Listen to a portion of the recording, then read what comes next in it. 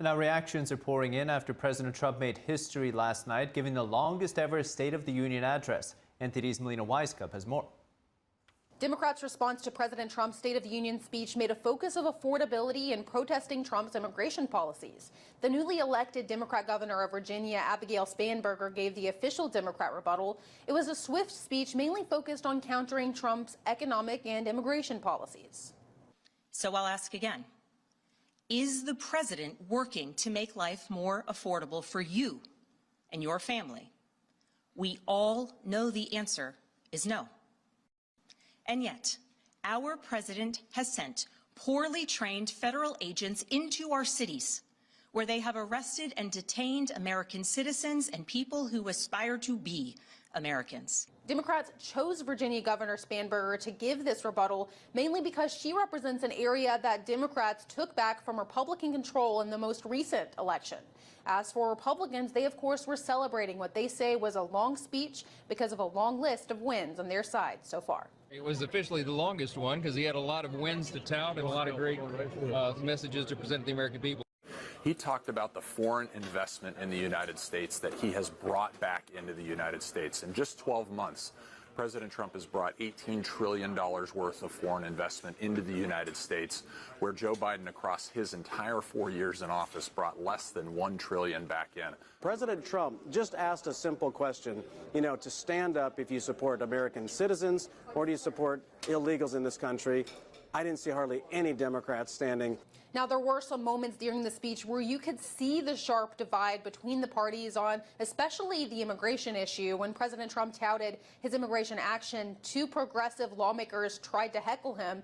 But for the most part, Democrats silently protested Trump's speech. House Democrat leader Hakeem Jeffries actually told members before the speech that if they felt they were going to have outbursts, to not attend the speech at all and instead protest by not going. And President Trump pointed out that silent protest style when he was talking about his attempts to end violent crime. He highlighted the fact that Democrats chose to stay seated. How do you not stand? How do you not stand? I'm asking this Congress to pass tough legislation to ensure that violent and dangerous repeat offenders are put behind bars, and importantly, that they stay there.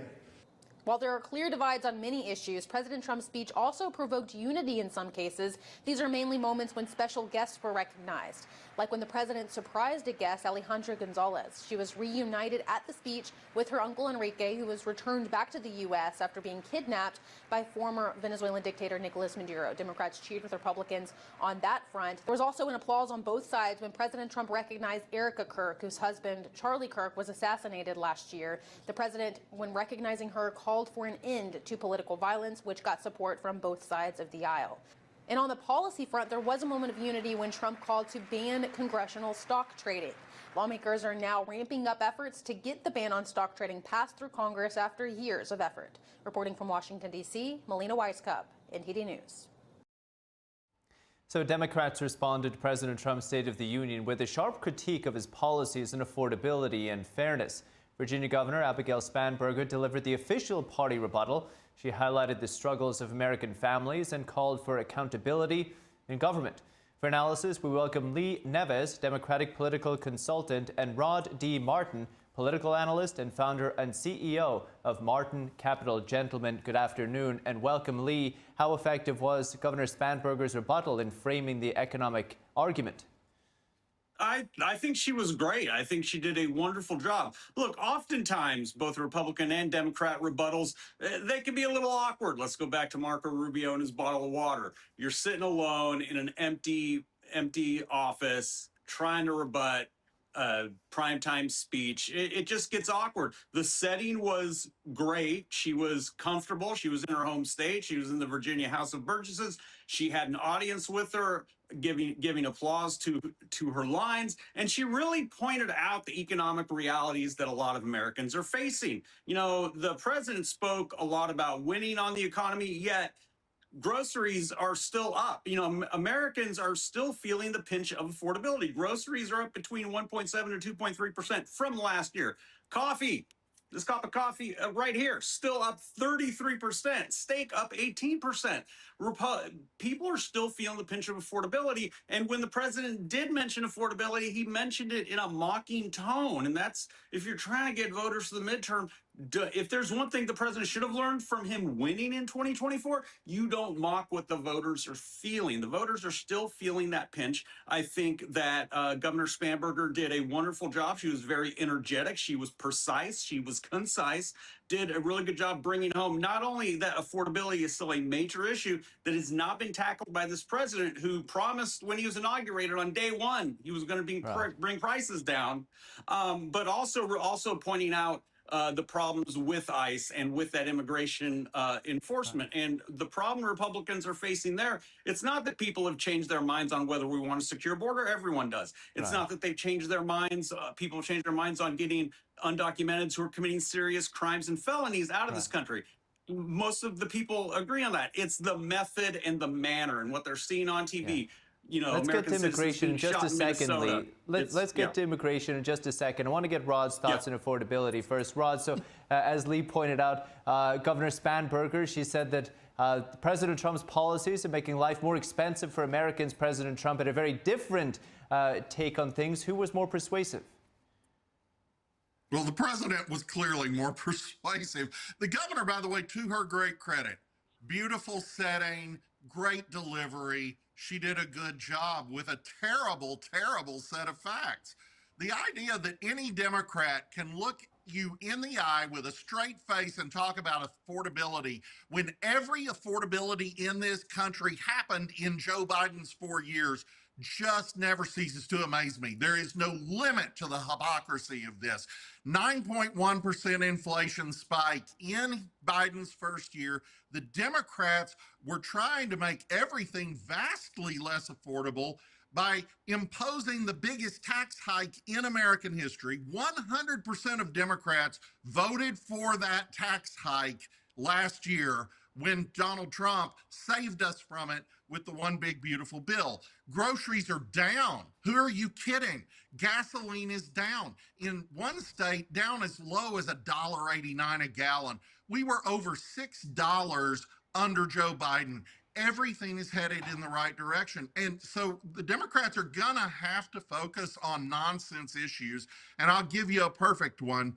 The protests they created, they manufactured in Minneapolis for the purpose of provoking ICE and trying to create a scandal, are the perfect example, because similar enforcement operations were going on in 9 other cities simultaneously without incident. They are trying to create a narrative that distracts from their failures, and they're gonna fail at it. So, Lee, you brought up immigration. Rod has very kindly brought us back to that original point. Who was more persuasive on the immigration argument last night, the president or the governor?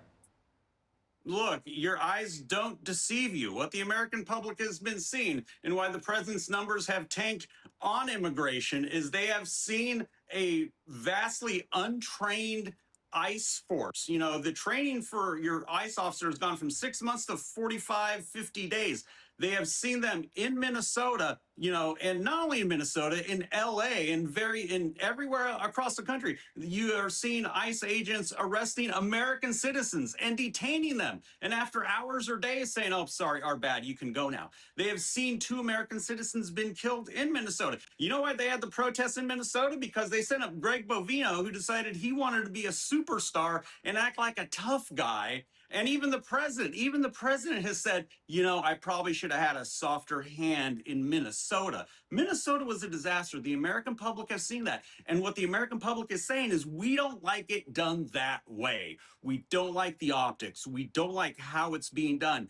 Their views on it haven't changed. How it's being done has. And unless the Republicans embrace the fact that, you know, maybe ICE has gotten a little out of control. Maybe we need to go back to those 6 months of training. Maybe we don't need to have cowboys like Greg Bovino out there trying to be tough guys. Unless they do that, you're going to have these optics happen over and over and over again. And what the American public sees on TV, if they don't like it, it's not going to be good for the Republicans in the midterm.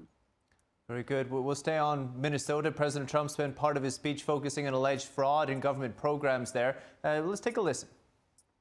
But when it comes to the corruption that is plundering, it's plundering America.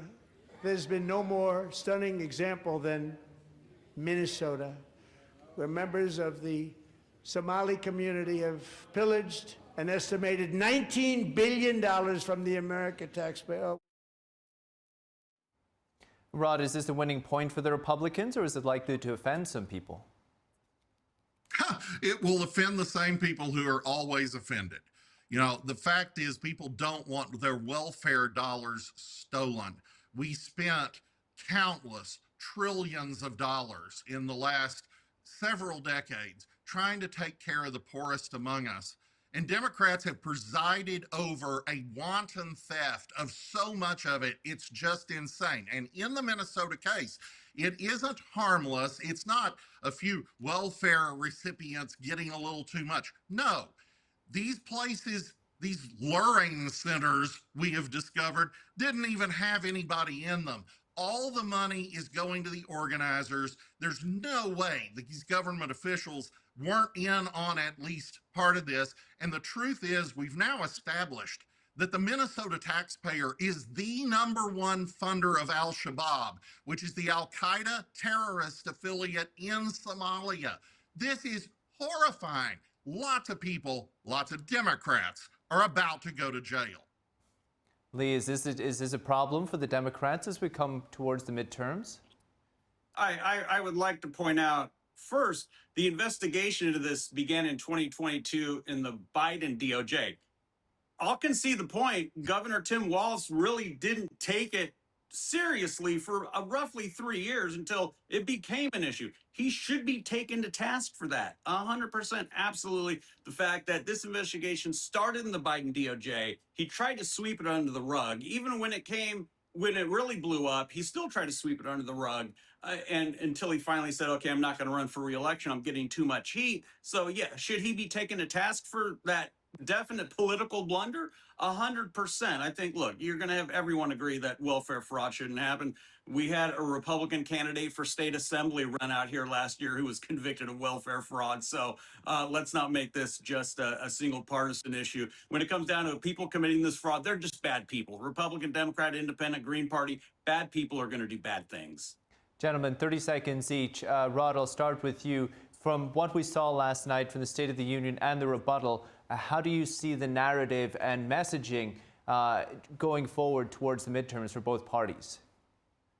I think you're going to see a lot of footage of Democrats sitting when they were asked to stand for the idea that we should protect American citizens from criminals. I think you're going to see a lot of campaign ads come from last night's footage, actually of the rebuttal as well. And I think that the president's going to prevail on this because the economy really is starting to kick into gear. The indicators are kind of amazing. I predict a pretty significant boom kicking off by middle of Q2. And that's what we're seeing at Martin Capital. And I think he's going to ride it to victory like 1984. Lee? I think you're going to see a lot of TV ads of the president up there calling people who don't agree with him crazy. And you're going to see a lot of the voting public say, we want to have a president actually working for us, bringing down the cost of things, making us feel that the country is getting better, our lives are getting better, not spending his time involved in political attacks. And I think it's going to cost the Republicans in the midterm. And I think you're going to see a 2018 on the Democrat side, possibly 2010 on the Republican side type of wave for the Democrats in this midterm in 2026. Well, gentlemen, we appreciate the fiery discussion that is Rod Martin and Lee Neves. Gentlemen, thank you so much. Talk soon. Thanks guys.